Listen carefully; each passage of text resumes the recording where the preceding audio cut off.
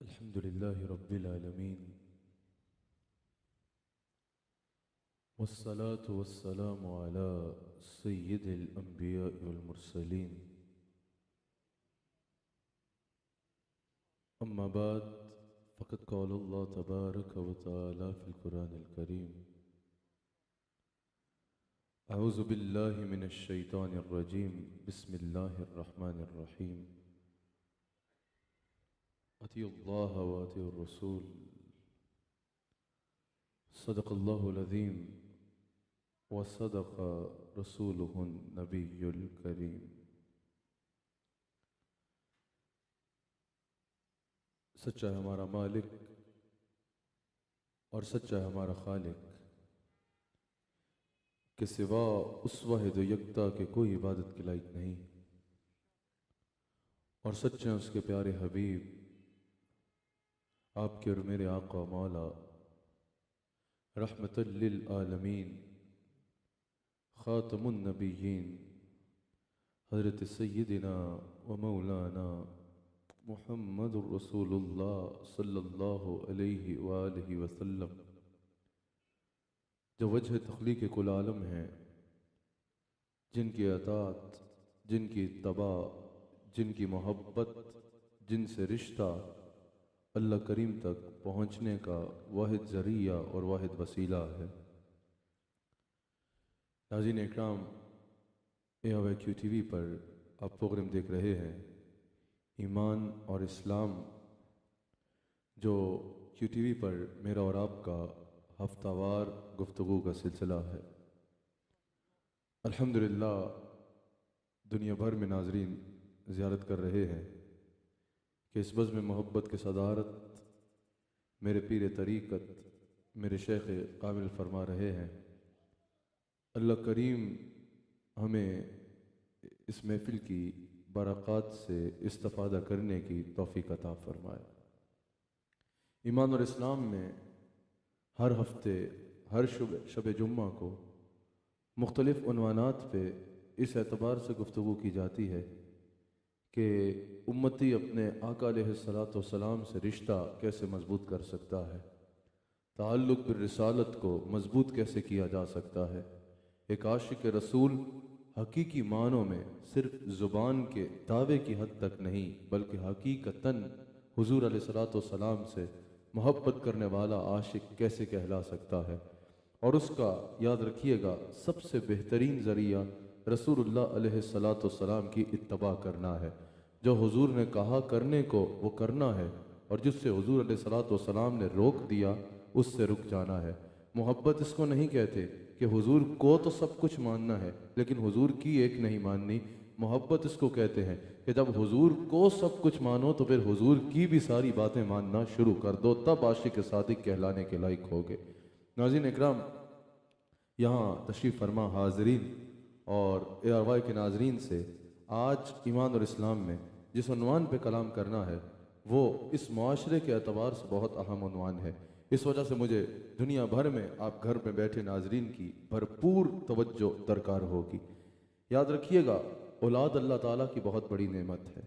अल्लाह ताला जिसको औलाद अता फरमाता है, अल्लाह ताला की बहुत बड़ी नेमतों में से एक नेमत अच्छी औलाद का हो जाना है। जिनके यहाँ औलाद नहीं है उनसे पूछो कि अल्लाह ताला की इस नेमत की कदर क्या है। औलाद अल्लाह ताला की बहुत बड़ी नेमत है, बहुत बड़ी रहमत है। अल्लाह ताला किसी के घर बेटा अता फरमा दे तो उस पर ही अल्लाह की बहुत बड़ी नेमत होती है। अल्लाह ताला किसी को बेटी अता फरमा दे तो उस शख्स पर ही अल्लाह की बहुत बड़ी रहमत होती है। लेकिन याद रखिएगा, हर कामयाब इंसान, हर कामयाब खातून और हर कामयाब इंसान, चाहे वो दुनियावी एतबार से कामयाब हो, दुनिया में दौलत कमा जाए, दुनिया में नाम कमा जाए, दुनिया में इक़्तिदार पा जाए, दुनिया के एतबार से आगे निकल जाए, या वो खुश नसीब दीन में आगे चला जाए, अल्लाह को राज़ी कर ले, अल्लाह और उसके रसूल की इताअत और इत्तबा में ज़िंदगी गुजारे, अल्लाह की कामिलीन में शामिल हो जाए, हर एतबार से हर कामयाब इंसान के पीछे वालिदैन की तरबियत का किरदार होता है। वालिदैन की तरबियत बहुत अहम होती है। वालिदैन के ऊपर अल्लाह की बहुत बड़ी नेमत और एहसान औलाद का होना है। अब ये वालिदैन के ऊपर है कि वो तरबियत करके उनको दुनिया और आखिरत में अपने लिए रहमत बना लें, उनको दुनिया और आखिरत में अपने लिए बायस नजात बना लें, या उनकी तरबियत की न करें, उनकी दुनिया के हाल पे छोड़ दें, उनको उनके अपने हाल पे छोड़ लें और दुनिया में भी अपने लिए बोझ बना लें और आखिरत में भी अपने लिए वबाल बनाएं। ये वालिदैन के ऊपर है। नाज़रीन इकराम, अल्लाह करीम कुरान करीम में इरशाद फरमाता है, अल्लाह करीम कुरान करीम में अपने बंदों की रहनुमाई फरमाते हुए इरशाद फरमाता है कि ईमान वालों, अपने आप को और अपनी औलाद को जहन्नुम के आग से बचाओ, आग से बचाओ जिसका ईंधन लोग और पत्थर होंगे। यहाँ पर अल्लाह करीम हमें हुक्म फरमा रहा है कि हमने अपने आप को और अपनी औलादों को जहन्नुम की आग से बचाना है। ये तब ही मुमकिन है जब हम पहले अपनी इस्लाह करेंगे और फिर अपनी औलाद की इस्लाह करेंगे। सबसे पहले अल्लाह करीम हमें फरमा रहा है, तुम अपनी इस्लाह करो, तुम गुनाहों को छोड़ दो, तुम ये देखो कि ज़िंदगी को कैसे बसर करना है, शरीयत मोहम्मदी को थाम लो, अल्लाह अपनी जबीनों को जो है वो सजदों के नूर से आबाद कर लो, अल्लाह ताला की बंदगी शुरू कर दो, इबादत में कामिल हो जाओ, फ़राइज़ में कोताही ना करो। क्या यही काफ़ी होगा? नहीं, फिर अपने मामलात ज़िंदगी पाकीज़ा करो, अपनी ज़िंदगी वैसे गुजारो जैसे अल्लाह और उसके रसूल सल्लल्लाहु अलैहि वसल्लम ने तुम्हें गुजारने को कहा है। अल्लाह की मखलूक के साथ अपनी अखलाकियात को बेहतर करो, तुम्हारी अखलाकियात बेहतर हो, तुम्हारा किरदार बेहतर हो, हर एतबार से तुम ऐसे बच जाओ कि बन जाओ कि तुम अपने आप को जहन्नुम की आग से बचाओ। और जब अपने आप को जहन्नुम की आग से बचाने का इंतजाम करो, फिर तुम्हारी ये जिम्मेदारी है कि वही इस्लाह अपनी औलाद की भी करो, अपनी औलाद को भी जहन्नुम की आग से बचाने की कोशिश करो। इस एतबार से इस्लाह करो कि वो अल्लाह और उसके रसूल के ऐसे फरमाबरदार बन जाएं कि वो जहन्नुम की आग से बच जाएं। याद रखिएगा, ये ऑप्शनल चीज़ नहीं है, ये अल्लाह ताला का हुक्म है कि औलाद की खैर के मामले में तरबियत करनी है, खैर के मामले में औलाद को बताना है, हर खैर का औलाद को बताना है और हर बुराई से औलाद को रोकना है। और यह हर इंसान की जिम्मेदारी है। औलाद की तरबियत करना नाज़रीन और हाज़रीन कितना ज़रूरी है, आप हुज़ूर अलैहिस्सलातु वस्सलाम की इस हदीस से अंदाज़ा लगाइए। मेरे मुस्तफ़ा अलैहिस्सलातु वस्सलाम का यह फरमान बुखारी में मौजूद है। हुज़ूर अलैहिस्सलातु वस्सलाम इरशाद फरमाते हैं कि तुम में से हर शख्स की एक रियाया है और वो यकीनन अपनी रियाया का सरबराह है, रियाया को चलाने वाला है, जिसे हाकिम कहा जाता है। यानी तुम में से हर शख्स एक हाकिम है, हर शख्स सरबराह है और उसकी एक अपनी रियाया है और उससे उसकी रियाया के मुतालिक सवाल किया जाएगा, रियाया के मुतालिक पूछा जाएगा। अब ये हुज़ूर अलैहिस्सलातु वस्सलाम ने सिर्फ सरबराहान मुमलिकत के लिए नहीं फरमाया, ये हुज़ूर अलैहिस्सलातु वस्सलाम ने सिर्फ सल्तनत के हाकिम या बादशाह के लिए नहीं फरमाया, सिर्फ किसी मुल्क के वजीर आजम या हाकिम के लिए नहीं है। ये हदीस हुजूर अलैहिस्सलाम ने हर एक शख्स के लिए इरशाद फरमाई है। एक मुफलिस से मुफलिस फकीर भी होगा, उसको भी हुजूर अलैहिस्सलाम फरमा रहे हैं कि तुम भी अपनी रियाया के हाकिम हो, तुम भी अपनी रियाया के सरदार हो और तुम्हारी भी एक रियाया है। उसकी रियाया से मुराद क्या है? जो फैमिली हेड है वो सरबराह है, वो एक हाकिम है और उसके ज़ेरे कफालत उसकी जितनी फैमिली है वो उसकी रियाया है। यानी अगर एक शौहर है, उसकी बीवी उसकी रियाया होगी, उसकी औलाद उसकी रियाया होगी और उससे उसकी औलाद के बारे में, उसकी बीवी के बारे में, उसकी रियाया के मुतालिक सवाल किया जाएगा, पूछा जाएगा कि क्या तुमने अपनी ज़ौजा की हर ज़रूरियात को पूरा किया या नहीं किया, क्या तुमने अपनी ज़ौजा का ख्याल रखा या ना रखा, क्या तुमने इज्जत दी या ना दी, जो उसके हकूक थे वो तमाम उसको पहुंचाए या ना पहुंचाए। फिर जो तुम्हारी औलाद है, क्या तुमने अपनी औलाद के लिए मेहनत की या नहीं की, क्या अपनी औलाद को सही खिलाया या नहीं खिलाया, क्या अपनी औलाद को अच्छी तरह रखा या नहीं रखा, क्या अपनी औलाद की तालीम का इंतज़ाम किया या नहीं किया, अपनी औलाद को अच्छी तरबियत दी या नहीं दी, अपनी औलाद की नीड्स ऑफ गुड लाइफ उसको मुहैया की या नहीं की।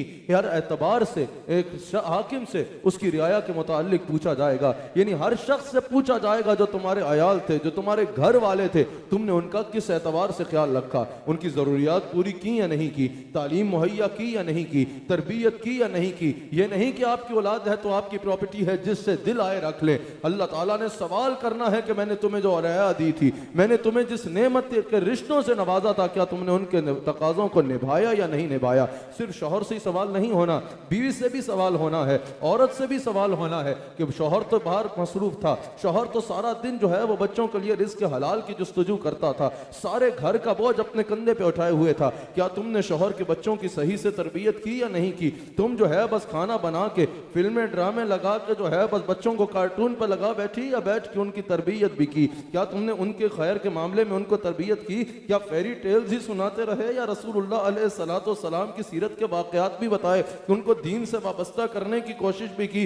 बीवी से भी पूछा जाएगा, क्या सिर्फ सारा माल शौहर ने लाना है, तुमने खाना बनाना है, खिला देना है और बच्चों को दाइयों के हवाले करके प्ले ग्रुप को भेज देना है? ऐसा नहीं है। बीवी से पूछा जाएगा कि तुमने उसके बच्चों की तरबियत में क्या किरदार अदा किया? उसने तो सारा दिन अपना खून पसीना बहाया और कमाया और बच्चों के लिए लेके आया, तुम्हारी जिम्मेदारी थी उनकी तरबियत करना। हुजूर ने फरमाया, माँ की गोद पहली दर्सगाह है, क्या तुमने अपना किरदार अदा किया या नहीं किया? आज जो है शौहर क्योंकि सारा दिन बाहर होता है, ये भी जो पूरी दुनिया में इस वक्त मुझे सुना जा रहा है, हमारे ARY के जितने नाज़रीन में ख़वातीन मुझे सुन रही हैं, इस बात को भी जरूर समाअत फरमाइए, ये भी औरत की जिम्मेदारी है। बाप तो सारा दिन बाहर होता है, जो सुबह उठता है बेचारा, मजदूरी करता है, काम करता है, रात तक अपने बच्चों के खाने पीने के लिए, अपने बच्चों के रहन सहन के लिए, अपने बच्चों के स्कूलों की फीसें भरने के लिए, अपने बच्चों के नीड्स ऑफ गुड लाइफ उनको मुहैया करने के लिए मेहनत करता है। लेकिन बच्चों को नजर नहीं आ रही होती, वो बच्चों को यही नजर आता है भाई बाप सारा दिन निगाहों से ओझल होता है और माँ ही हमें खाना खिला रही होती है, माँ ही खाना बना रही होती है, माँ ही जो है अगर बच्चे का पेशाब तक साफ करना है तो वो माँ कर रही होती है। ये सारी चीजें बच्चे को नजर आ रही होती हैं माँ की। लेकिन क्योंकि बाप घर में होता नहीं है, बाप तो बाहर धूप में मजदूरी कर रहा होता है, बाप का किया बच्चों को नजर नहीं आ रहा होता। अनफॉर्चुनेटली ये होता है, बच्चे ये समझते हैं ये बाप तो सारा वक्त अपने कामों में बाहर मसरूफ होता है, असल तो हमारे लिए सब कुछ माँ कर रही होती है। ये माँ की जिम्मेदारी बनती है। आपने देखा होगा आजकल गाड़ियों के पीछे बस ये लिखा जाता है ये सब मेरी माँ की दुआ का सिला है। तो बाप आपके लिए बदवाएं करता था बैठ के? क्या ये सब मेरी माँ की दुआ है, वो जन्नत की हवा है? तो बाप आपके लिए बदवाएं करता है? बाप ने कभी आपके लिए कुछ नहीं किया। सारा दिन जो खून पसीना बहाता है, सारा दिन जो आपके लिए अपनी मेहनत करता है, वो आपका बाप है। माँ का बहुत बड़ा मकाम है। लेकिन ये तो ना करो कि बाप की सारी मेहनत को जाया कर दिया जाए। बाप की कदर करना भी बहुत जरूरी है, और ये कदर करना और ये कदर का बच्चों को एहसास दिलाना, और जो बाप ने उनकी खातिर किया ये बच्चों को बताना, ये माँ की जिम्मेदारी है। अगर नहीं करेगी तो कयामत के दिन उससे पूछा जाएगा, कयामत के दिन इसका उससे सवाल होगा। अल्लाह अकबर। हुजूर फरमाते हैं तुम में से हर एक की रियाया है और उससे उसकी रियाया के मुतालिक पूछा जाएगा। अच्छा, आजकल वालिद की ख्वाहिश होती है, जो वालिद अपने बच्चों से मोहब्बत करता है उसकी ख्वाहिश होती है कि मैं अपने बच्चों को बेहतरीन कोई तोहफा दे जाऊं, कोई बड़ी जायदाद दे जाऊं, कोई बड़ा जो है वो बैंक बैलेंस बना के दे जाऊं, बड़ी बड़ी गाड़ियां दे जाऊं। बिल्कुल करना चाहिए, इससे इनकार नहीं है। हस्ब तौफीक अल्लाह ताला ने तुम्हें जितनी तौफीक अता फरमाई है उस मुताबिक अपने बच्चों को रहने के लिए, पीने के लिए, खाने के लिए, जिंदगी गुजारने के लिए, घर से लेकर सवारी तक बेहतरीन दे के जाओ, ये बहुत जरूरी है। लेकिन याद रखना सबसे ज्यादा जरूरी यह है कि तुम उनको अच्छी तरबियत दे के जाओ। सबसे ज्यादा जरूरी यह है कि तुम उनको अच्छे अखलाक सिखा के जाओ। तिरमिज़ी में यह हदीस मौजूद है, हजरत उमर बिन आस रज़ियल्लाहु ताला अन्हु इसके रावी हैं। मेरे मुस्तफ़ा जान रहमत सल्लल्लाहु अलैहि वसल्लम इरशाद फरमाते हैं, एक वालिद का औलाद के लिए सबसे बड़ा तोहफा जो है उसको अच्छे आदाब सिखाना है, उसको अच्छी तहजीब सिखाना है, उसको अच्छा अखलाक सिखाना है, उसको बदकिरदारी से रोकना है, बदकारी से रोकना है, गुनाहों से रोकना है, जुल्म से रोकना है, लोगों को तकलीफ देने से रोकना है, उसको एक अच्छा बा अखलाक इंसान बनाना है। याद रखिएगा मेरी एक बात, ये मेरा जुमला दिल पे लिख लीजिए, जिनको अल्लाह ताला ने औलादें अता फरमाई हैं वो भी, और अल्लाह ताला सबको औलाद अता फरमाए, सब सुनने वाले मेरी ये बात दिल पे लिख लीजिए कि अगर आप अपनी औलाद को माल न भी दे सके ना, अच्छी तरबियत दे गए, तो वो उस तरबियत की वजह से माल अपनी जिंदगी में खुद बना लेगा। आप समझ रहे हैं या नहीं समझ रहे? अगर आपने अच्छी तरबियत दे दी ना अपनी औलाद को, माल ना भी दे सके, उस तरबियत की वजह से माल, नाम, ये सब कुछ वो जिंदगी में खुद कमा लेगा। लेकिन अगर आप बच्चे को दौलत तो बेशुमार दे गए लेकिन तरबियत ना दे सके तो वो उस दौलत से अयाश हो जाएगा, उस दौलत को भी बर्बाद कर देगा, उस दौलत को भी जाया कर देगा और दुनिया और आखिरत भी अपनी खराब कर बैठेगा। तो सबसे ज्यादा जरूरी यह है कि अपनी औलाद को अच्छी तरबियत दें। इसका यह मतलब नहीं कि और कुछ नहीं देना, फिर अपनी तौफीक के मुताबिक उसको बेहतरीन जायदाद दें, बेहतरीन जो है उसके लिए सरमाया दें, बेहतरीन सवारी दें, हर चीज़ बेहतरीन दें, लेकिन ये सब कुछ बेहतरीन देने से पहले ज़रूरी है कि उसको बेहतरीन तरबियत मुहैया करें। औलाद की तरबियत करना ये अंबिया अलैहिस्सलाम की सुन्नत है। हुजूर अलैहिस्सलाम ने क्या खूब तरबियत फरमाई हज़रत सैयदा फातिमा सलाम अलैहा की। हुजूर ने क्या खूब तरबियत फरमाई अपनी दीगर शहजादियों की। हुजूर अलैहिस्सलाम ने अपनी औलाद पाक की क्या खूबसूरत तरबियत फरमाई। फिर क्या हसनैन करीमैन में मुस्तफ़ा की तरबियत नजर नहीं आती? अगर इमाम आली मकाम हज़रत इमाम हुसैन रज़ियल्लाहु तआला अन्हु 22,000 के लश्कर के सामने तने तनहा खड़े हुए, अपना सारा खानदान भी लुटा दिया, लेकिन जालिम के आगे सर न झुकाया, तो इस तरबियत का आगाज किसने किया? इस तरबियत का आगाज खुद रसूलुल्लाह अलैहिस्सलातु वस्सलाम ने फरमाया। अल्लाहु अकबर। तो सबसे पहले वालिदैन की जिम्मेदारी है कि खुद ट्रेंड हो, खुद तरबियत याफ्ता हो। जो खुद ही तरबियत याफ्ता नहीं, वो बेचारा किसी की क्या तरबियत करेगा? खुद तरबियत याफ्ता हो, खुद ट्रेंड हो और फिर तरबियत करना सीखें। आजकल होता है या तो वालिदैन औलाद की ज्यादातर तरबियत करना ही नहीं चाहते, प्ले ग्रुप में फेंक आते हैं। शाम को भी लोगों ने वो खेलने के लिए बनाए होते हैं कि 2 घंटे यहाँ बच्चों को फेंक जाओ, वहां फेंक जाते हैं। और जो है जो घर में वक्त होता है, भाई हम फलां मुल्क की दाई लेके आए हैं। अरे दाई का तो काम नहीं, ये तो अल्लाह ताला ने जिम्मेदारी तुम्हें अता फरमाई है कि तुम सीने से लगा के जो है उसकी तरबियत करो। तरबियत करना ही नहीं चाहते, और अगर कोई करना चाहता है तो इस बेचारे को पता ही नहीं होता कि तरबियत करनी कैसे है और किन खतूत पे तरबियत करनी है। अपनी जिम्मेदारी का एहसास करना जरूरी है। अगर आगाज में मैं जल्दी से कुछ बुनियादी हकूक बयान करता चला जाऊं, तो सबसे पहले जब अल्लाह ताला किसी को औलाद अता फरमाता है, तो उस साहिब ईमान मुसलमान वालिदैन के लिए सबसे पहले जरूरी है कि उसके कान में, सुन्नत है कि उसके कान में अजान दी जाए। इसकी वजह यह है कि सबसे पहले अगर उसके कान में जाए, दुनिया में आते ही तो अल्लाह और उसके रसूल का नाम जाए। अजान एक दावत भी होती है, दुनिया में आते ही उसके कान में अल्लाह की जानिब दावत दे दी जाए। और हुजूर अलैहिस्सलाम ने खुद इरशाद फरमाया, इमाम बाकी रावी हैं हजरत हसन रज़ियल्लाहु तआला अन्हु, इमाम बाकी नकल करते हैं, हजरत हसन रज़ियल्लाहु तआला अन्हु रावी हैं। हुजूर अलैहिस्सलाम ने फरमाया कि जिसके घर में बच्चा हो उसको चाहिए कि वो उसके दाएं कान में अजान दे और बाएं कान में अकामत कहे। इसका मकसद ये है, अच्छा बाज़ लोग जो है वो इंतजार करते हैं, 2 हफ्ते हो गए भी बच्चे के कान में अजान नहीं दी, हमारे पीर साहब आएंगे तो पीर साहब अजान देंगे। अरे भाई पीर साहब आएंगे तो वो 100 बार अजान पढ़ दे। यकीनन जब अल्लाह का वली अजान पढ़ेगा, अल्लाह का कामिल बंदा अजान पढ़ेगा, तो उसकी बेशुमार मजीद बरकत शामिल हो जाएंगी। लेकिन पीर साहब का अजान के लिए इंतजार न कीजिए, वो आएंगे वो अजान देते रहेंगे। कोई आलिम बा अमल है, वो आएगा वो अजान देता रहेगा, उसकी अपनी बरकत है। भाई अजान नहीं दे रहे, बच्चे का दादा आएगा तो अजान देंगे। अरे दादाजी आके अजान देते रहेंगे, सबसे पहले तो इसकी जिम्मेदारी है कि तुम उसके कान में अजान पढ़ो।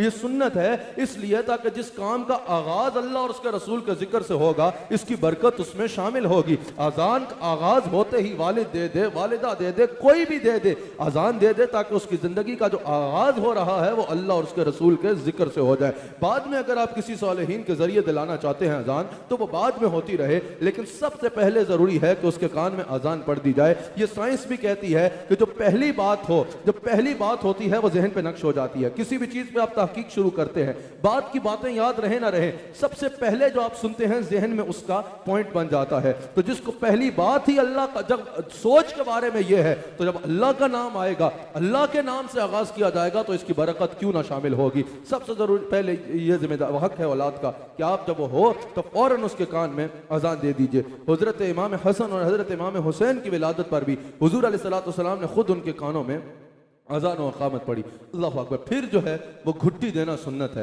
बाज़ जगहों पे समझा जाता है ये सिर्फ जो है बड़े सगीर की रवायात है, ये हमें हमारी रवायात दीन में मिला है। घुट्टी देना बच्चे को सुन्नत है। हुजूर अलैहिस्सलाम हज़रत उम्मुल मोमिनीन आयशा सिद्दीक़ा सलामुल्लाहि अलैहा फरमाती हैं, सही मुस्लिम में मौजूद है कि हुजूर अलैहिस्सलाम की बारगाह में सहाबा अपने बच्चे लाते और हुजूर उनको घुट्टी इनायत फरमाया करते। तो घुट्टी कोई भी दे सकता है, खजूर की घुट्टी देना सबसे पहले सुन्नत है। घुट्टी कोई भी दे सकता है, कोई वालिद दे सकता है, वालिदा दे सकती है, कोई भी दे सकता है। लेकिन यकीनन अगर अल्लाह को कोई कामिल बंदा उस घुट्टी पे हाथ लगाएगा, अगर अल्लाह का कोई नेक बंदा उसकी घुट्टी पे हाथ लगाएगा, अगर कोई कामिल शेख तरीकत वाक़िअतन हो वो उसको घुट्टी देगा, अगर कोई आलिम बाअमल हो वो उसको घुट्टी देगा, तो यकीनन उसकी बरक़ात भी मुंतकिल होंगी। घुट्टी देने के लिए ये ज़रूरी है, ये ना हो कि कोई गुटके की घुट्टी दे दे, इसलिए ज़रा देखभाल के घुट्टी लीजिएगा, घुट्टी लीजिएगा। अल्लाह ताला हम सबको हुजूर अलैहिस्सलाम की हर सुन्नत पर अमल पैरा होने की तौफीक अता फरमाए। तो फिर जरूरी है कि इंसान उसको घुट्टी दे। तीसरा हक यह है कि औलाद का सर मुंडाया जाए। ये भी सुन्नत से साबित है, ये भी हुजूर अलैहिस्सलाम की सुन्नत से साबित है। हुजूर अलैहिस्सलाम ने खुद हज़रत सैयदा कायनात हज़रत सैयदा फातिमा ज़हरा सलाम अलैहा को हुक्म फरमाया, जब हज़रत हसन रज़ियल्लाहु तआला अन्हु की विलादत हुई, कि इनका सर मुंडाया जाए और फिर बालों के बराबर जो है चांदी को सदका किया जाए। तो बच्चे के पैदा होते उसका सर मुंडाना और चांदी के बालों के बराबर चांदी सदका करना, ये सुन्नत है। और फिर हज़रत सैयदा कायनात सलाम अलैहा ने उसके बाद हज़रत ज़ैनब, हज़रत उम्मे कुलसूम, हज़रत हुसैन की विलादत पर भी यह सिलसिला जारी रखा। तो पता चला ये सिर्फ हज़रत हसन के लिए नहीं था, दीगर हदीस के मुताबिक भी और सैयदा पाक के इस अमल के मुताबिक भी ये हमेशा के लिए उम्मत के लिए एक रहनुमाई है। अच्छा, बाज़ लोग सिर्फ कहते हैं कि सिर्फ इतनी चांदी ही सदका करनी है। ये सदका करने का मकसद अल्लाह का शुक्र अदा करना है उस औलाद के मिलने पर, तो इतनी तो करनी ही करनी है, ये सुन्नत है। बाकी अगर कोई सोने के बराबर करना चाहे, अगर कोई जितना बढ़ के करना चाहे उतना अच्छा है, क्योंकि ये अल्लाह ताला का शुक्र अदा करना है और अल्लाह का शुक्र अल्लाह ताला ने जो हैसियत दी है उसके मुताबिक अदा करना चाहिए। फिर उसका हक है उसका अकीका करना, लड़के के लिए 2 बकरे अकीका करना और लड़की के लिए 1 करना, ये सुन्नत से साबित है। ये हुजूर अलैहिस्सलाम के इरशाद से साबित है। 7वें दिन, 14वें दिन, 21वें दिन या 28वें दिन जो है वो अकीका किया जाए, वरना जब भी जिंदगी में कर लिया जाए। अगर अल्लामा फैसल साहब का आज भी अकीका किया जाए तो हो जाएगा, जब भी जिंदगी में अकीका किया जाए वो मुनासिब है और उसे कर लेना चाहिए। हुजूर अलैहिस्सलाम की सुन्नत से साबित है, बुखारी में मौजूद है। हुजूर अलैहिस्सलाम इरशाद फरमाते हैं, हजरत सलमान बिन आमिर रज़ियल्लाहु तआला अन्हु रावी हैं, हुजूर अलैहिस्सलाम ने फरमाया कि बच्चे का अकीका करो, उसका खून बहाओ और उससे आफात को और बीमारियों को और बलाओं को यानी दूर कर लो। जब अल्लाह ताला की शुक्र करते हुए, कोई हदीस बुखारी में मौजूद है, कोई अकीका करता है अपने बच्चे का, उस पर खून बहाता है जानवर का, अल्लाह ताला उसको आफात से, बीमारियों से और बलाओं से महफूज फरमा देता है। लड़के के लिए जैसा मैंने बताया कि 1, 2 और लड़की के लिए 1 करना जरूरी है, लेकिन अगर कोई साहिब इस्तात नहीं है, इतनी ज्यादा उसके पास दौलत नहीं है, वो 1 भी करेगा तो अकीका उसका हो जाएगा। बेहतर यह है, मुहद्दिसीन ने कहा, जब बाद में उसको माल मुयस्सर आए तो वो दूसरा भी कर दे। और इसमें हिस्सा भी डाला जा सकता है। अगर कुर्बानी का, जिस तरह कोई ईद उल अज़हा पे अपनी वाजिब अदा कर रहा है कुर्बानी, उसमें वो 7 हिस्सों में से 1 हिस्सा अपनी कुर्बानी का डाल देता है तो इससे उसका कुर्बानी वाजिब अदा हो जाएगा। बाकी हिस्सों में अगर वो अपनी औलाद के अकीके का शामिल करना चाहता है तो हिस्सा शामिल कर सकता है। या अगर कोई अपने 2 बच्चों का, 3 बच्चों का इकट्ठा करना चाह रहा है तो वो 1 जानवर लेके जिसके 7 हिस्से होते हैं उनमें भी अकीके का हिस्सा डाल सकता है। मुहद्दिसीन ने कहा कि अकीके के बाद ये दुआ की जाए, अकीके के वक्त ये दुआ की जाए कि या अल्लाह ये फलां बिन फलां का अकीका है, इस जानवर के खून के बदले इसके खून की हिफाजत फरमा, इसकी हड्डियों के बदले इसकी हड्डियों की हिफाजत फरमा, इसके बालों के बदले इसके बालों की हिफाजत फरमा, इसके तमाम आज़ाए बदन के जरिए जो है इसके तमाम के बदले जो है इसके आज़ाए बदन की हिफाजत फरमा। इस दुआ से पता चला कि अकीका बीमारियों को, बलाओं को हर एतबार से दूर कर देता है। 5वां हक, जब आपका बच्चा हो तो उसका खतना करना है, यह शायर इस्लाम में शामिल है। हुजूर अलैहिस्सलाम ने इरशाद फरमाया, बुखारी में यह हदीस मौजूद है, हजरत अबू हुरैरा रज़ियल्लाहु तआला अन्हु इसके रावी हैं, मेरे आका के फरमान से बाला और पाक किसी का फरमान नहीं है। मेरे आका अलैहिस्सलाम इरशाद फरमाते हैं, हुजूर अलैहिस्सलाम फरमाते हैं, 5 चीजें फितरत हैं। सबसे पहले खतना करना हुजूर अलैहिस्सलाम ने फरमाया फितरत में शामिल है, यानी ये सिर्फ इस उम्मत में नहीं, पहली उम्मतों में भी इसका हुक्म मौजूद था। खतना करना जो है वो फितरत में शामिल है। हुजूर अलैहिस्सलाम ने इरशाद फरमाया, ज़ेरे नाब बालों को साफ करना, यह फितरत में शामिल है। हुजूर अलैहिस्सलाम ने फरमाया, लबों से बालों को साफ करना, यानी अपनी मूंछों को जो है वो सही रखना, यह फितरत में शामिल है। नाखून का काटना फितरत में शामिल है और बगल के नीचे के बालों को काटना, मेरे मुस्तफ़ा करीम सल्लल्लाहु अलैहि वसल्लम ने फरमाया, यह फितरत में शामिल है। फिर उसका नाम रखना अच्छा उसका हक है। हुजूर अलैहिस्सलाम ने फरमाया कि अपने बच्चों के लिए अच्छे नामों का इंतखाब करो। उम्मुल मोमिनीन हजरत आयशा सिद्दीका सलाम अलैहा फरमाती हैं, तरगीब व तरहीब में यह हदीस मौजूद है, मेरी माँ सिद्दीका बिन्त सिद्दीक हजरत आयशा सलाम अलैहा फरमाती हैं कि हुजूर अलैहिस्सलाम अक्सर जो है वो इंसानों के, जानवरों के, शहरों के और बस्तियों के नाम बदल दिया करते और हुजूर अलैहिस्सलाम इरशाद फरमाते कि नाम का जो है वो शख्सियत में भी असर हो सकता है। बाज़ औक़ात कहा जाता है ना, नाम का शख्सियत में असर, लोग कहते हैं नहीं नहीं, नाम का क्या असर होना है। हुजूर अलैहिस्सलाम ने फरमाया कि नाम का शख्सियत में असर हो सकता है, लेकिन ये याद रखिएगा, अगर पाकान उम्मत में से किसी की निस्बत से नाम होगा, यानी अगर किसी का नाम सैयदा फातिमा सलाम अलैहा की निस्बत से है, या किसी का नाम खुलाफाए राशिदीन की निस्बत से है, या हसनैन करीमैन की निस्बत से है, फिर इन नामों को न बदला जाए। इन नामों में बरकत के सिवा और कुछ भी नहीं होता। नामों का जो है वो जिंदगी में असर होता है। ये हुजूर अलैहिस्सलाम ने खुद इरशाद फरमाया, जैसा हदीस में मौजूद है अबू दाऊद में, एक शख्स हुजूर की बारगाह में हाजिर हुआ, असरम नाम था यानी काटने वाला। हुजूर अलैहिस्सलाम ने जरा उसका नाम रख दिया जिसको लगाने वाला और जोड़ने वाला कहा जाता है। नामों का जिंदगी में असर होता है। अपने बच्चों के लिए बेहतरीन नामों का इंतखाब कीजिए। हुजूर अलैहिस्सलाम ने इरशाद फरमाया, अंबिया के नामों पर नाम रखो, फरिश्तों के नामों पर नाम न रखो। आज हमें बाज़ औक़ात नजर आता है फरिश्तों के नामों पर नाम रखे जाते हैं, इससे हुजूर अलैहिस्सलाम ने मना फरमाया है। कंजुल उमाल की हदीस है, हुजूर ने फरमाया अंबिया के नामों पर नाम जरूर रखो लेकिन फरिश्तों के नामों पर नाम न रखो। हजरत जाबिर हदीस के रावी हैं, बुखारी में मौजूद है। हुजूर फरमाते हैं कि अपने बच्चों का नाम मेरे नाम पर रखो लेकिन मेरी कुन्नियत इख्तियार ना करो, मेरी कुन्नियत पर ना रखो। यानी कोई अपने बच्चे का नाम अबुल कासिम ना रखे। हाँ, अगर किसी के बेटे का नाम कासिम है वो तो उसकी सीधी कुन्नियत बनेगी, लेकिन कोई नाम अबुल कासिम ना रखे। हुजूर अलैहिस्सलाम के इसमें गिरामी की निस्बत अपनाए। हुजूर की वाज़ेह हदीस मौजूद है, हुजूर ने फरमाया जिसने मेरे नाम पे नाम रखा वो जहन्नुम में नहीं जाएगा। तो अपने बच्चों के नामों के साथ हुजूर के नाम की निस्बत जरूर लगाओ, ये उनके लिए भी वसीला नजात बनेगा और तुम्हारे लिए भी वसीला नजात बनेगा। नामों के लिए निस्बतों का ढूंढना जरूरी है, निस्बतों का ढूंढना जो है वो बेहतरीन है। आज लोग नया नाम तलाश करना चाहते हैं, बहुत अच्छी बात है, जरूर करना चाहिए, लेकिन ये देखिएगा कि वो नया नाम भी जो हो वो किसी अहले बैत की निस्बत से हो, सहाबा की निस्बत से हो। बहुत अच्छा है कि अंबिया की निस्बत से हो या कुरान और हदीस से हो। अगर निस्बत वाला होगा तो यकीनन उसका जिंदगी में असर होगा। फिर परवरिश की बारी आती है, परवरिश की बात आती है। परवरिश में उसका नान नफका है, उसका खाना पीना है, उसकी तालीम और तरबियत है, यह बेहद जरूरी है। अल्लाह करीम कुरान करीम में इरशाद फरमाता है कि जिसके बच्चे हैं उस पर दस्तूर के मुताबिक उनके रोटी और कपड़ा लाजिम है, यानी औलाद पर खर्च करना हैसियत के मुताबिक अल्लाह ताला इसका वालिदैन को हुक्म फरमा रहा है कि अपनी हैसियत के मुताबिक अपनी औलाद पर जरूर खर्च करो। हुजूर अलैहिस्सलाम कुरान करीम में अल्लाह करीम इरशाद फरमाता है कि हैसियत के मुताबिक अपने बच्चों पर खर्च करो। सूरह तलाक की आयत नंबर 7 में अल्लाह ने फरमाया। तो जब अल्लाह ताला किसी को हैसियत अता फरमाए, लोग इकट्ठे किए जाते हैं, अपनी अयाशियों में उड़ाना चाहते हैं, अपने आप को घर में बेशक खाने को कुछ नहीं है, गाड़ी ऐसी रखनी है कि दुनिया कहे वाह वाह क्या बात है हजरत की, घर में बेशक बच्चे भूखे मर रहे हैं, अपना लिबास ऐसा पहनना है, अपनी टोर टार ऐसी लगनी है कि दुनिया कहे चौधरी साहब के क्या कहने, ऐसा नहीं है। सबसे पहले तुम्हारे पर अल्लाह का कुरान में हुक्म है तुम्हारे लिए कि अपने बच्चों पर अपनी हैसियत के मुताबिक खर्च करो। हुजूर अलैहिस्सलाम इरशाद फरमाते हैं, बुखारी और मुस्लिम की मुतफ़क़ुन अलैह हदीस है, हुजूर अलैहिस्सलाम फरमाते हैं खर्च करने की इब्तिदा अपने अयाल से करो, खर्च करने की इब्तिदा अपने घर से करो, खर्च करने की इब्तिदा अपने घर वालों से करो। तुम्हारे माल पे पहला हक इस बात का है कि तुम्हारे घर वाले अच्छी जिंदगी गुजारें, हर एतबार से उनकी जिंदगी जो है वो बेहतरीन हो। हजरत जाबिर रज़ियल्लाहु तआला अन्हु हदीस के रावी हैं, हजरत जाबिर बिन समरा हदीस के रावी हैं, सही मुस्लिम में यह हदीस मौजूद है। हुजूर अलैहिस्सलाम इरशाद फरमाते हैं कि जिसको अल्लाह ताला माल अता करे उसे चाहिए कि अपनी जात पे और अपने अहलो अयाल पे खर्च करे।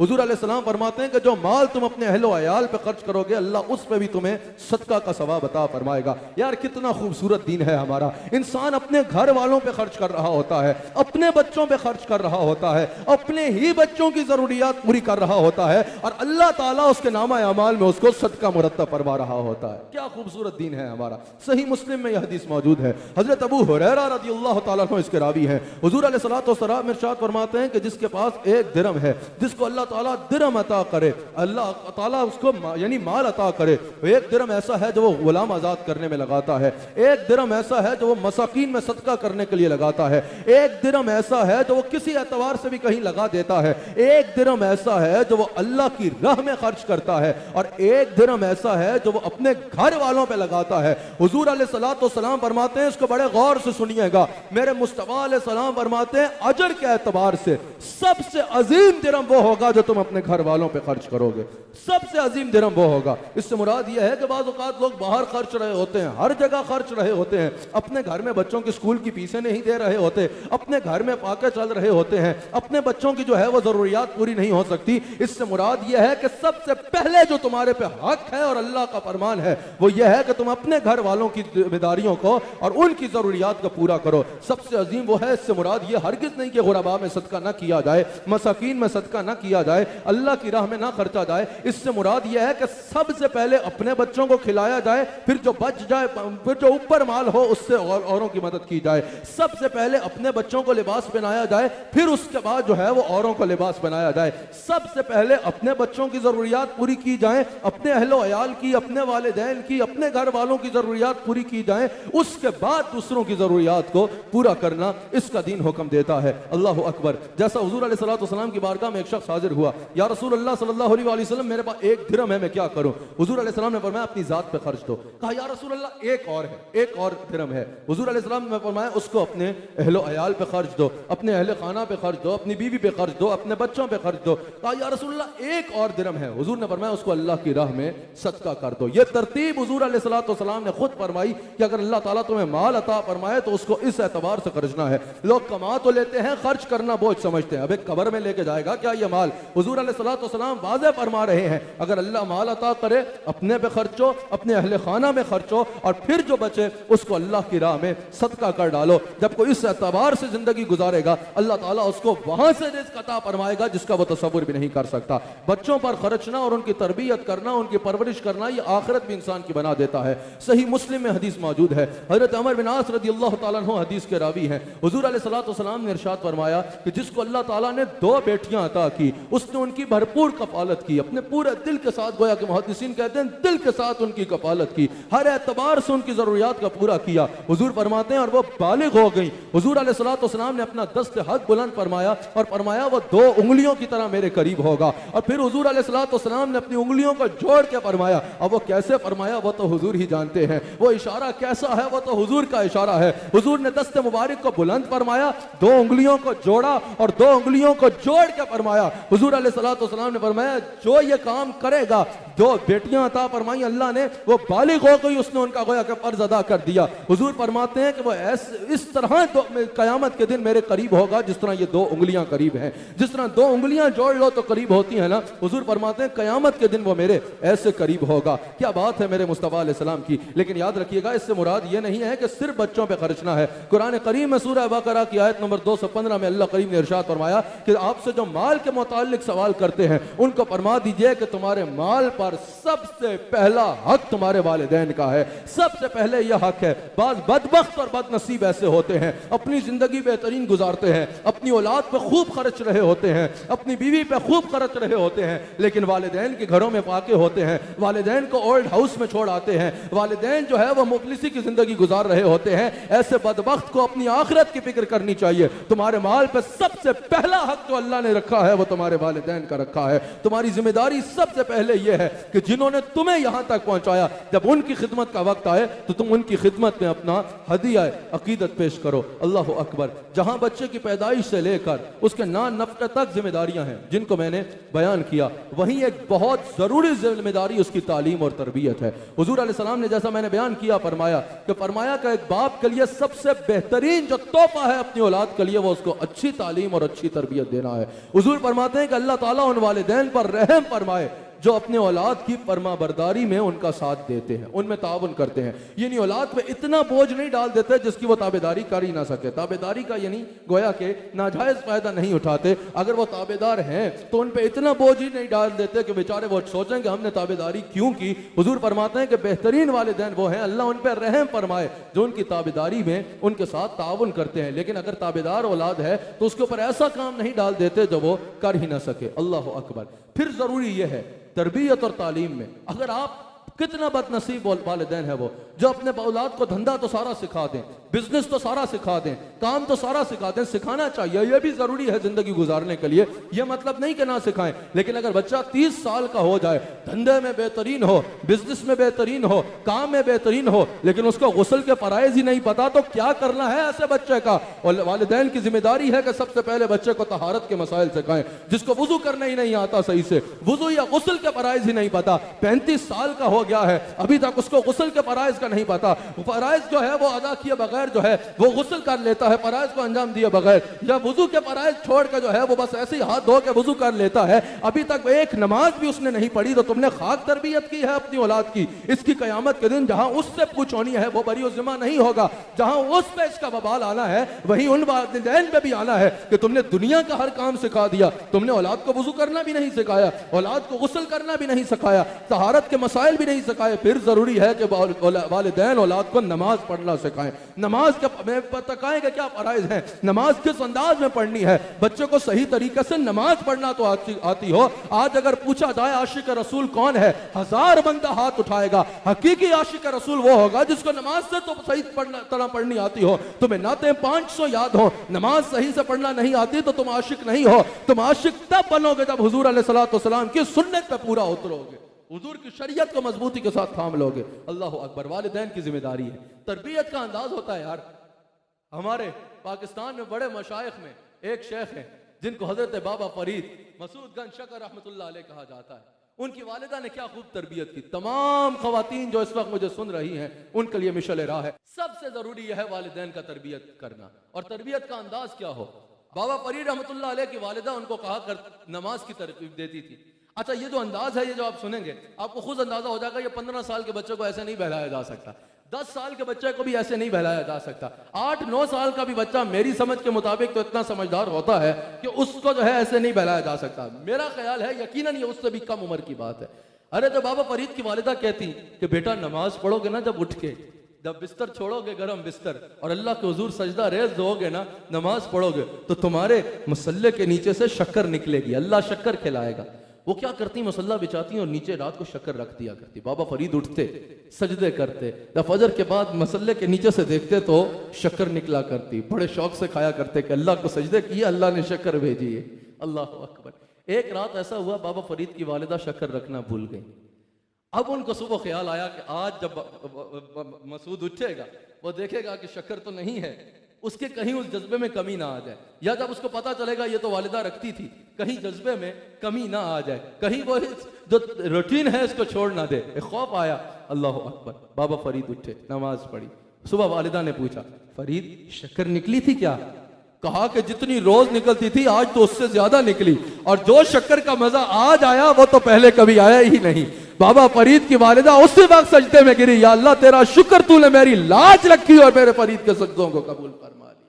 जब माएँ ऐसी होंगी ना तो फिर बच्चे बाबा फरीद जैसे आएंगे। अगर माँ घर में खाना पकाएगी उस वक्त भी बच्चों को कार्टून लगा के दे देगी, चलो उस वक्त के लिए गुंजाइश दे देते हैं। अगर बाद में जो है खुद अपना ड्रामा लगा के बैठ जाएगी, पूरी जो है वो सीरियल कहते हैं, सीरीज कहते हैं, उनको जो है वो किससे, आपको तो पता होगा, सीडी तो होती है, सीरी की बात कर रहा हो, वो मुकम्मल करेगी। पूरा जो है एक से जान छूटेगी दूसरे में फंस जाएगी, दूसरी से जान छूटेगी तीसरी में फंस जाएगी, अंग्रेजी से जान छूटेगी पंजाबी में फंस जाएगी। ऐसे ड्रामे देखती रहेगी और बच्चों को मोबाइल पे कहेगी बेटा कार्टून देखो, नगमे सुनो, ए जो है वो नर्सरी राइम सुनो। तो अरे तुमने ड्रामा बन के रह जाना है और उसने भी बड़े होकर कार्टून बनना है। अगर चाहते हो तुम्हारे घर में बाबा फरीद जैसे बच्चे आए, अगर चाहते हो तुम्हारे घर में अहमद सरहंदी जैसे बच्चे आए, अगर चाहते हो कि शेख अब्दुल कादिर के गुलाम तुम्हारे घर में पैदा हो, तो किरदार भी उनकी माँ वाला अपनाना होगा, किरदार भी उनकी माँ वाला अपनाना होगा। माँ कार्टून दिखाती रहे तो बच्चों को क्या फरिश्तों ने आकर सिखाना है, फरिश्तों ने आकर बच्चों की तरबियत करनी है। अल्लाह ने तुम्हें जिम्मेदारी दी है, ड्रामे फिल्में छोड़ो और अपने बच्चों की तरबियत पे तवज्जो दो। ज़ाहिरी तौर पे तरबियत करना ज़रूरी है, बातनी तौर पे अकायद की तरबियत बहुत ज़रूरी है, अकीदे की तरबियत करना अपनी औलाद की बहुत ज़रूरी है। अगर हुजूर के मामले में पक्का अकीदा ना हुआ ना तो सब कुछ मुंह पे मार दिया जाएगा। अकीदा तौहीद सिखाना अपनी औलाद को ज़रूरी है, अकीदा रिसालत सिखाना अपनी औलाद को ज़रूरी है, अकायद अहले सुन्नत के साथ बांध देना अपनी औलाद को, यह वालिदैन की जिम्मेदारी बनती है, यह वालिदैन की जिम्मेदारी बनती है। अकीदा कोई नॉर्मल चीज़ नहीं है, अकीदा वो है जिसमें अमाल की अमारत खड़ी होती है। अगर रसूलुल्लाह की जात में अकीदा कमजोर है तो सब कुछ मुंह पे मार दिया जाएगा, कुछ नामा अमाल में मुरत्तब नहीं होना। अल्लाह अकबर। वालिदैन का तरबियत याफ्ता होना और ट्रेंड होना जरूरी है। वक्त जब प्रोग्राम खत्म हो तो जरा मुझे बता दिया जाए, वालिदैन का ट्रेंड होना, तरबियत याफ्ता होना बेहद ज़रूरी है। वालिदैन को अपनी जिम्मेदारी का एहसास होना ज़रूरी है कि हमने अपनी औलाद की तरबियत करनी है, और फिर यह सोचना ज़रूरी है कि हमने अखलाक के एतबार से, दीन के एतबार से, अकायद के एतबार से, माशरती अखलाकियात के एतबार से हमने किन खतूत पे जो है वो बच्चे की तरबियत करनी है, उनका तयन करना ज़रूरी है। ज़हनी तौर पर वालिदैन तैयार ही नहीं होते, बस औलाद हो गई, उससे पहले उसका कमरा बनाना है, अच्छा अजाना झूला लेके आना है, फिर जो है उसके लिए खिलौने लाने हैं, सब कुछ लाओ भाई, लेकिन सबसे जरूरी यह है बैठो आपस में और सोचो कि अब हमारे सर पे जिम्मेदारी आ रही है, औलाद आ रही है, हमने उसकी तरबियत करनी है तो किन खतूत पे करनी है। आजकल हमारे माशरे में यह मसला दरपेश है, या तो जैसे मैंने पहले कहा तरबियत करना आती नहीं ही, और अगर आती भी है तो तरबियत के लिए तैयार ही नहीं होते। अगर वालिदैन खुद तरबियत के लिए तैयार ही नहीं होंगे, जहनी तौर पर उनको तैयारी ही नहीं होगी कि हमने अपनी औलाद की तरबियत करनी है, ये बिल्कुल ऐसे ही है जैसे कोई बगैर पढ़े यूनिवर्सिटी में पढ़ाने बैठ जाए, तो शागिर्दों का तो सच्चा नाश होना है। अगर कोई शेख तरीकत बन के बैठ जाए, उसको खुद रूहानियत की अलिफ बे नहीं आती, तसव्वुफ का कुछ पता ही नहीं है, तरीकत का कुछ पता ही नहीं है, शरीयत के बारे में आगाह ही नहीं है, खुद उसको रूहानियत की जो है नुक्ता भी नहीं पता, और जो है लोगों की रूहानी मनाजिल तय कराने का जामिन मान जाए, तो मुरीदों बेचारों का सत्यानाश ही होना है ना, उन मुरीदों का बेड़ा गर्क ही होना है। बिल्कुल ऐसे ही अगर कोई वालिदैन खुद ही तरबियत याफ्ता नहीं है, वो किसी की खाक तरबियत करेंगे, औलाद की तरबियत कैसे करेंगे? अल्लाह अकबर। हुजूर अलैहिस्सलातु वस्सलाम का यह इरशाद सुनिए, मेरे मुस्तफ़ा अलैहिस्सलातु वस्सलाम का यह इरशाद बुखारी में मौजूद है, और इससे आपको अंदाजा होगा कि वालिदैन की तरबियत कितनी अहमियत की हामिल है। हुजूर अलैहिस्सलाम फरमाते हैं हर बच्चे की विलादत जो है वो फितरत पर होती है। आप समझ रहे हैं, कोई ईसाई पैदा नहीं होता, कोई हिंदू पैदा नहीं होता, कोई यहूदी पैदा नहीं होता, हर बच्चे की विलादत फितरत पे होती है। हुजूर फरमाते हैं ये वालिदैन हैं जिनके जरिए वो ईसाई बन जाता है, यहूदी बन जाता है, या जो है वो मजूसी बन जाता है, या उस पे अल्लाह का करम हो तो मुसलमान हो जाता है। वालिदैन की तरबियत इतनी जरूरी है, यानी बच्चा पैदा होते ही अपने मजहब का तयन करने के लिए भी, जिसपे उसकी तमाम आखिरत का दारो मदार है, मुनहसर है उसके आखिरत के मामला, जिस पर अपने मजहब का तयन करने के लिए भी बच्चा वालिदैन की तरबियत का मोहताज होता है। यहां से अंदाजा लगाएं कि वालिदैन की तरबियत कितना जरूरी है। आगे अल्लाह उस पर करम करे, वो मुसलमान हो जाए तो उसका मुकद्दर, वरना इमाम गजाली इस हदीस में तबसरा करते हुए कहते हैं कि बच्चे वालिदैन के पास अल्लाह की अमानत है। बच्चे का दिल साफ आईने की तरह होता है, जैसे आईने के सामने आप जो करो आईने में वही आ रहा होता है ना, इसी तरह बच्चे के सामने आप जो करोगे उसने वही करना है। तो हर बात पर जरूरी है कि वालिदैन तरबियत हासिल करें और उनकी बेहतरीन तरबियत करें, उनकी बेहतरीन तरबियत सर अंजाम दें। आप देखते होंगे बच्चों के सामने आप जो करो वो करते हैं, आपको यहां से अंदाजा हो गया ना, मजहब भी उसका वो होता है तो उसके वालिदैन का होता है। आगे चल के इतनी अहमियत की हामिल है तरबियत, अकीदे के मामले में भी यही होता है। तो वालिदैन को अपने अकायद हर चीज दुरुस्त रखना जरूरी है, क्योंकि उनका अक्स उनके बच्चों की जिंदगी में आना है। एक चीज आप बच्चों के आगे देखते होंगे, जो करोगे बच्चों ने उसको कॉपी करना होता है। आप सर पे हाथ रखोगे वो सर पे हाथ रखेंगे, आप उनको जैसे चल के दिखाओगे वो वैसे चल के दिखाएंगे, आप उनके आगे अगर घोड़े की तरह चलोगे वो वैसे चलना शुरू कर देंगे, अगर सही से चलोगे वो वैसे चलेंगे, जो जिस तरह बोलोगे वो उस तरह बोलेंगे, जिस लहजे में बोलोगे वो उस लहजे में बोलेंगे। वालिदैन इसको गेम समझ रहे होते हैं, ये गेम नहीं है, ये जिसको आप गेम समझ रहे होते हो ये अपनी जिंदगी के तौर तरीके तय कर रहे होते हैं, ये उनकी जिंदगी का तौर तरीकों की बुनियाद बन रही होती है। यह बेहतरीन वक्त है उनकी तरबियत करने का, बिलखुसूस 4 साल से लेकर 10 साल तक जो बच्चों की उम्र होती है, आप जो करते हो वो उसको कॉपी करने की कोशिश करते हैं। यह बेहतरीन है कि इससे पहले कि वो बदकारों का अपना आइडियल बना ले, वालिदैन अपने बच्चों के आइडियल बन जाए, वालिदैन अपने बच्चों की खूबसूरत अंदाज में तरबियत करें। ये गोल्डन टाइम, सुनहरे लम्हात होते हैं औलाद की तरबियत करने के लिए। फिर याद रखिएगा, घर का माहौल अच्छा होना औलाद की तरबियत में बहुत मैटर करता है, कि घर का माहौल अच्छा हो, घर का माहौल पाकीज़ा हो, घर का माहौल जो है वो दीन के मुताबिक हो। अब क्योंकि वक्त प्रोग्राम का खत्म होगा तो मैं इस पे तबसरा छोड़ देता हूं, सिर्फ एक बात मेरी सुन लीजिए। मेरी दरख्वास्त है कि अगर मुझे आज के प्रोग्राम में 8 से 10 मिनट बढ़ा दिए जाएं तो अल्लाह ताला इंशाअल्लाह इसका अजर अता फरमाए। बड़ी गौर से मेरी बात सुनिएगा, घर का माहौल बहुत इंपॉर्टेंट होता है, और वालिदैन जो मुझे सुन रहे हैं पूरी दुनिया में इस वक्त, अगर आप तरबियत के एतबार से अपने बच्चों पर सबसे बड़ा एहसान करना चाहते हैं तो वो ये है, अपने बच्चों के सामने झगड़े ना करें, अपने बच्चों के सामने आपस में लड़ाई झगड़े ना करें, अपने बच्चों के सामने बिला वजह के बहस मुबाहिसे ना करें। रिश्तों में होता है, इख्तलाफात हो जाते हैं, बच्चों के सामने ऐसे झगड़े ना करें। बच्चों के सामने अपने झगड़े ना लेके आए। अगर आप बच्चों के सामने गालम गलौज करेंगे, अगर बच्चों के सामने हर वक्त जो है वो चढ़ लगी रहेगी, अगर बच्चों के सामने हर वक्त झगड़े होते रहेंगे, तो बच्चों का जहन छोटा रह जाएगा। आप तिब्बी एतबार से भी पूछते हैं, जब डिप्रेशन का माहौल घर में होगा, बच्चे की उम्र तो बढ़ती रहेगी लेकिन उसका जहन छोटा रह जाएगा, उसका जहन छोटा रह जाएगा, डिप्रेशन उस पर गालिब आ जाएगी। और सबसे बड़ा नुकसान यह होगा कि आप उसके आइडियल नहीं बनेंगे। अरे बाप को अपने बच्चे का आइडियल होना चाहिए। जब वो बाप को हर वक्त शोर शराबा करते देखेगा और मां को हर वक्त जो है वो चक करते देखेगा, तो क्या वो वालिदैन उस बच्चे के आइडियल बनेंगे? हरगिज आइडियल नहीं बनेंगे। फिर वो अपने आइडियल ढूंढने खुद निकल जाएगा, और फिर वो जिस तरह के भी आइडियल ढूंढ के ले आए, आपको उस पर फिर गिला करने की जरूरत नहीं है और ना हक है। आपके पास जब वक्त था, आपने उसके आगे आइडियल बनना था ना। अगर आप आपस में खुशगवार माहौल में रहेंगे, घर का माहौल डिप्रेशन में क्रिएट नहीं करेंगे, घर के माहौल में अगर आप अपने घर का माहौल जो है वो मोहब्बत भरा रखेंगे, तो आपकी औलाद भी आपकी तरह की सुकून वाली जिंदगी गुजारना चाहेगी। आपकी औलाद के भी आप आइडियल बनेंगे, आपकी औलाद आपसे सीखेगी और आपकी औलाद का जहन बढ़ना शुरू हो जाएगा। फिर जो आप कहोगे आपकी औलाद वो करेगी। एक बाप के लिए सबसे बड़ी कामयाबी यह होती है कि बेटे का आइडियल वो बाप बन जाए, बेटा उस रास्ते पे चले जो बाप का रास्ता है। यह तब होगा जब बाप अपने वक्त का बड़ा हिस्सा अपने बच्चे की तरबियत में देगा, अपने बच्चे की तरबियत में देगा। याद रखिएगा, घर का माहौल बहुत जरूरी होता है। बच्चा आपका अल्फाज ही नहीं देखेगा, आपका अमल देखेगा। आप सुन रहे हैं या बाहर जा रही है बात? चले बाहर भी जा रही है तो चले पूरी दुनिया में ही जा रही है। जो सुनेगा उसका फायदा है, उसका फायदा है। बड़े गौर से मेरी इन बातों को सुनिएगा और अपने दिल पे रखिएगा, अपने दिल पे रखिएगा, ये आपके फायदे की बात है। आप बच्चे को हजार काम कहते रहे ना, बच्चा आपका अमल देखेगा, अल्फाज नहीं देखेगा। अगर मैं अपने बच्चे के सामने झूठ बोलूंगा ना, तो बच्चा मैं 100 तकरीरें कर दूं, झूठ बोलना गुनाह है, बच्चा मेरी तकरीरें नहीं देखेगा, बच्चा मेरा अमल देखेगा। अमल देखेगा, आपका अमल देख के बच्चा फैसला करेगा। अगर चाहते हो कि औलाद झूठ ना बोले तो खुद झूठ बोलना छोड़ना पड़ेगा। अगर मेरे घर में फोन आए, और अगर मेरे घर में फोन आए, मैं अपने बच्चे से कहूं वो बोल दो जी अब्बा बाहर गया हुआ है, बाहर गया हुआ है, घर पे नहीं है, और वो बोल दे, तो उसको झूठ बोलना किसने सिखाया? कल मैं उससे तकाजा कर सकता हूं कि झूठ ना बोलो? हरगिज नहीं कर सकता, क्योंकि झूठ बोलना मैंने सिखाया है। अगर मैं अपने बच्चे के सामने गालियां दूंगा, कल मैं उससे किस मुंह से तकाजा करूंगा तुम गालियां ना दो? जब गालियां देना सिखाया ही मैंने है, तो मैं क्या कहूं कि मेरे लिए शरीयत और है और तुम्हारे लिए और है, मेरे लिए अखलाकियात के मयार और है और तुम्हारे लिए और है? हरगिज नहीं। अगर मैं अपने बच्चे के सामने वाहियात फिल्में देखता रहूं, तो क्या मैं अपने बच्चे से यह तकाजा कर सकता हूं कि तुमने फिल्म नहीं देख ली?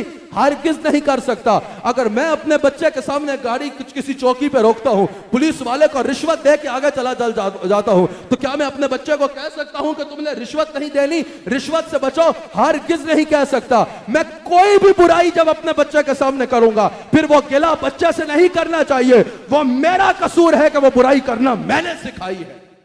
समझ आ रही है या नहीं आ रही?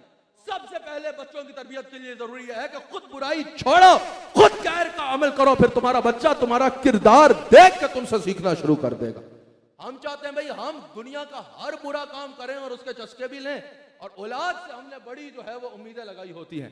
ऐसा दुनिया के किसी माशरे में नहीं होगा। घर का माहौल दीनी होगा तो बच्चे दीनदार होंगे, घर का माहौल अगर बदकारी का होगा तो बच्चे भी बदकार बनेंगे। यह हकीकत आपको तस्लीम करना जरूरी है। अल्लाह अकबर। याद रखिएगा, बच्चे की तरबियत में माँ और बाप दोनों का बड़ा अहम किरदार होता है, दोनों का बड़ा अहम किरदार होता है। बाप बच्चे का आइडियल होता है। आप देखते होंगे जो कामयाब बाप होते हैं, दयानतदार बाप होते हैं, वो बच्चे के आइडियल बनते हैं। एक दीन के खादिम का बच्चा है और अगर वो सही तकाज़ों पे दीन की खिदमत कर रहा है तो बच्चा खुद ब खुद उस खिदमत की तरफ माइल हो जाता है। एक शेख तरीकत है, जरिया मुआश नहीं बनाया बल्कि हकीकतन लोगों का ताल्लुक अल्लाह और उसके रसूल से जोड़ा, बच्चा भी उस लाइन पे आ जाता है। समझ आ गई? अगर कोई आलिम शरीयत है, आलिम है, हकीकी मानों में दीन की खिदमत कर रहा है, तो बच्चा भी आलिम बनता है, दीन की खिदमत करता है, उसी लाइन पे आ जाता है। कोई पायलट है, अच्छा कामयाब पायलट है, बच्चा भी उसी लाइन पे आएगा, पायलट बन जाएगा। किसी कामयाब और दयानतदार पुलिस ऑफिसर के बेटे से पूछें तुमने क्या बनना है, वो कहेगा कि मैंने पुलिस ऑफिसर बनना है। किसी अदाकार के बच्चे से पूछें, वो कहेगा मैंने अदाकार बनना है। किसी गायक के बच्चे से पूछें, वो कहेगा कि मैंने गायक बनना है। जो बाप करेगा बच्चा का बाप आइडियल होगा। तो सबसे पहले जरूरी यह है कि बाप बेहतरीन रास्ते अपनाए ताकि उसकी औलाद भी उन बेहतरीन रास्तों पे चल सके। फिर तरबियत का सिलसिला माँ की गोद से शुरू होता है। हुजूर ने फरमाया पहली दरसगाह माँ की गोद है। माँ का बाकिरदार होना, माँ का बा अखलाक होना, माँ का खुद तरबियत याफ्ता होना बेहद जरूरी है ताकि वो अपनी औलाद की तरबियत कर सके। बड़े बड़े लोगों की कामयाबी के पीछे बाप और माँ का ही किरदार होता है। अल्लाह अकबर। एक कामयाब मुल्क के बादशाह ने कहा था कि अगर अच्छी माएँ कौम में आएंगी तो अच्छी नस्ल आएगी। समझ आई? अगर बाकिरदार माएँ होंगी तो बाकिरदार नस्ल आएगी। अगर बाकिरदार और बा अखलाक माएँ होंगी तो बा अखलाक नस्ल आएगी। तालीम याफ्ता माएँ होंगी तो तालीम याफ्ता नस्ल आएगी। सबसे ज्यादा जरूरी यह है कि इंसान हर एतबार से अपना किरदार अदा करे। माँ की जिम्मेदारी बनती है खैर के मामले में बच्चों की तरबियत करना। अल्लाह अकबर। अगर लेकिन एक बात बस मैं इख्तिताम पे लेके जा रहा हूँ, 4 से 5 मिनट में मैं बात को खत्म कर दूंगा। औरत की इज्जत होना बहुत जरूरी है माशरे में। इसके लिए जिस माशरे में औरत की इज्जत नहीं होती वो माशरा तबाह हो जाता है। ये हमें हमारे दीन ने सिखाया है और उस वक्त सिखाया है जब औरतों को जिंदा दरगोर किया जाता था, जब माओं को बाजारों में बेचा जाता था। उस वक्त हमारे दीन ने हमें सिखाया कि जिस माशरे में औरत की इज्जत नहीं होगी वो माशरा तबाह हो जाएगा। आज अगर ऐसा होता है बाज घरों में कि माँ को जो है वो जो ज़ौजा बन के घर आती है उसको नौकरानी की हैसियत से रखा जाता है। काम उसे करना उसकी जिम्मेदारी है, ये नहीं कि वो काम ना करे। कल बोल दे भाई कल बयान सुना नहीं कि काम नहीं कराने, काम करना उसकी जिम्मेदारी है। लेकिन उसको अगर फकत नौकरानी की हैसियत से रख दिया जाएगा, शौहर अलग गालियां देगा, सास साहिबा अलग गालियां देंगी, ससुर साहब अलग डंडे लगाएंगे, समझ आई या नहीं? उसकी इज्जत ही नहीं होगी। जब बच्चों के सामने उसकी इज्जत नहीं होगी तो वो खाक तरबियत करेगी, वो खुद डिप्रेशन में चली जाएगी और बच्चे भी उसकी इज्जत नहीं करेंगे। अगर चाहते हो कि माँ बच्चों की बेहतरीन तरबियत करे तो उसको उसका वकार दो, उसको उसकी इज्जत दो, उसको उसका मकाम दो ताकि वो तुम्हारे बच्चों की बेहतरीन तरबियत कर सके। सबसे ज्यादा जरूरी है। आज हम ये भी देखते हैं कि बच्चों के साथ बाज़ औक़ात नौकरों वाला सलूक किया जाता है। समझते हैं कि भाई हम बच्चों की जरूरियात पूरी कर रहे हैं तब वो मैंने गालियां दें, जो करें हमारा हक है, हम उनको खिलाते हैं पिलाते हैं सब कुछ करते हैं, अब हमें उन्हें मारना है, डांटना है, गालियां देनी है, जो करनी है करें, वो हमारे नौकर है। ऐसा नहीं है भाई। ये सब तुम्हारी खिदमत करना उसकी जिम्मेदारी है, उसकी दीनी जिम्मेदारी है कि वह तुम्हारी खिदमत करे। ये सब कुछ वो मोहब्बत से भी कर सकता है। अगर मेहमानों के सामने तुम बच्चों को जलील कर दोगे, खाना सही से लगाओ, जाओ फलां जगह से ये लेके आओ, यही बात तो मोहब्बत से नहीं कर सकते थे। करना तो उसने है अगर मोहब्बत से भी करोगे। अगर छोटे बहन भाइयों के सामने बड़े बहन भाइयों को जलील कर दोगे तो क्या वो छोटे बहन भाई अपने बड़े बहन भाइयों का खाक एहतराम करेंगे क्या? अगर आप अपनी औलाद को इज्जत नहीं देंगे, आपकी औलाद आपके साथ इज्जत महसूस नहीं करेगी तो वो आपके साथ कंफर्टेबल नहीं होगी, और अगर वो आपके साथ कंफर्टेबल नहीं होगी तो वो आपके साथ चल भी सही तरीके से नहीं पाएगी, आपकी बात कभी दिल पे रकम नहीं करेगी। अगर चाहते हो तुम्हारी औलाद तुम्हारे साथ जुड़ जाए तो औलाद को इज्जत देना सीखो। हजरत अनस हदीस के रावी हैं, इब्ने माजा में हदीस मौजूद है। हुजूर अलैहिस्सलातु वस्सलाम फरमाते हैं अपनी औलाद को इज्जत दो और उनको अच्छे आदाब सिखाओ। इज्जत भी देनी है लेकिन बिगाड़ना भी नहीं है, अच्छे आदाब भी सिखाने हैं लेकिन इज्जत और प्यार के माहौल में सिखाने हैं। फिर फेवरेटिज्म जहां हो जाता है वहां औलाद का सत्यानाश हो जाता है। बाज़ औक़ात ऐसा होता है औलाद में से 1 या 2 बच्चे फेवरेट हो जाते हैं, बस उन्हीं के ऊपर सारी तवज्जो रह जाती है और बाकी बच्चे निगलेक्ट हो जाते हैं। याद रखिएगा, जो बच्चे वालिदैन की तरफ से लैक ऑफ अटेंशन की वजह से अपना सेल्फ कॉन्फिडेंस खो बैठते हैं, दुनिया के किसी शोबे या किसी मकाम में भी फिर उनका सेल्फ कॉन्फिडेंस बहाल नहीं किया जा सकता। बच्चों के दरमियान अदल करो। बाज़ औक़ात ऐसा होता है बेटी फेवरेट हो जाती है, बेटा निगलेक्ट हो जाता है, या बेटा फेवरेट हो जाता है, बेटी निगलेक्ट हो जाती है। अगर कोई स्लो भी है ज़हनी तौर पे तो तुम्हारा तो बेटा है ना, तुम नहीं उसकी तरबियत करके उसको सीने से लगा के आगे चलाना है। औलाद के दरमियान अदल करना बहुत ज़रूरी है। यह भी मेरे मुस्तफ़ा ने फरमाया है। दुनिया का कौन सा मामला होगा जिसमें मेरे नबी की तालीम मौजूद नहीं है। हुजूर अलैहिस्सलाम की हदीस है, हुजूर फरमाते हैं औलाद के दरमियान अदल करो, और हुजूर फरमाते हैं यहां तक कि अगर बोसा भी दो ना एक के सामने दूसरे को तो दूसरे को भी बोसा दो। बोसा देने में भी अदल करो ताकि वो तुम्हारे बेहतरीन मुआविन बन सके। हुजूर अलैहिस्सलाम ने अपनी बेटी हजरत सैयदा फातिमा को कैसी इज्जत दी। हुजूर फरमाते हैं कि मेरी बेटी फातिमा मुझसे ऐसे प्यार करती है जैसे माँ अपने बच्चे के साथ प्यार करती है। ये हुजूर की हदीस है, ऐसी मोहब्बत। और हुजूर अलैहिस्सलाम इरशाद फरमाते हैं इज्जत कैसी दी कि जब सैयदा पाक हुजूर की बारगाह में आती तो हुजूर अलैहिस्सलाम इस्तकबाल के लिए खड़े हो जाया करते। वालिद अपने बेटे औलाद के इस्तकबाल के लिए खड़ा हो रहा है, और वालिद भी वो जो इमामुल अंबिया है, जो तमाम नबियों के इमाम हैं, अपनी साहबजादी के इस्तकबाल में खड़े होकर बताया कि औलाद को इज्जत कैसे देनी है, शफकतन मोहब्बतन खड़े होकर हुजूर अलैहिस्सलातु वस्सलाम इस तरह का मामला फरमाया करते। आखिरी हदीस सुन लीजिए, हुजूर फरमाते हैं अपने बच्चों को 3 चीज़ों का आदाब सिखाओ। सबसे पहले उनको अपने नबी की मोहब्बत सिखाओ। उनको बताओ ये जो तुम्हें हक मिल रहा है, ये तुम्हें हक तुम्हारे नबी ने दिया है। बेटी को बताओ तुम्हें जिंदा दरगोर कर दिया जाता था, मेरा नबी है जिसने तुम्हें रहमत बताया है। अपनी औलाद को सब कुछ दो और देते हुए ये बता देना, तुम्हें पता है मैं तुम्हारा इतना ख्याल क्यों रखता हूं, नबी ने कहा है ये रखने को। तुम्हें पता है मैं तुम्हारा इतने प्यार क्यों करता हूं, तुम्हारे नबी ने ये कहा है। बेटी को बोलो तुम्हें पता है मैं सीने से क्यों लगाता हूं, तुम्हारे नबी ने कहा है। तुम्हें पता है कि तुम्हारे दरमियान ऐसा अदल क्यों रखा है प्यार और मोहब्बत में, तुम्हारे नबी ने कहा है। फिर बताओ तुम्हें पता है रोटी किसके नाम की खा रहे हो, तुम्हें पता है ये इज्जत किसके सदके से मिल रही है, तुम्हें पता है आज जो कुछ मिलता है या किसके सदके से मिलता है। हर खाना खिलाने से बताओ ये खाना मदीने से आ रहा है, मदीना पाक से आ रहा है, ताकि उसके दिल में रसूलुल्लाह की मोहब्बत बढ़ जाए। फिर हुजूर अलैहिस्सलातु वस्सलाम ने फरमाया अपने नबी की अहले बैत की मोहब्बत सिखाओ, नबी अलैहिस्सलाम के अहले बैत का प्यार सिखाओ। फिर हुजूर ने फरमाया कुरान करीम की तिलावत के आदाब सिखाओ। अल्लाह ताला हम सबको औलाद से तरबियत करने की तौफीक अता फरमाए। जाते जाते आखिरी जुमला, बाप कामयाब कौन है?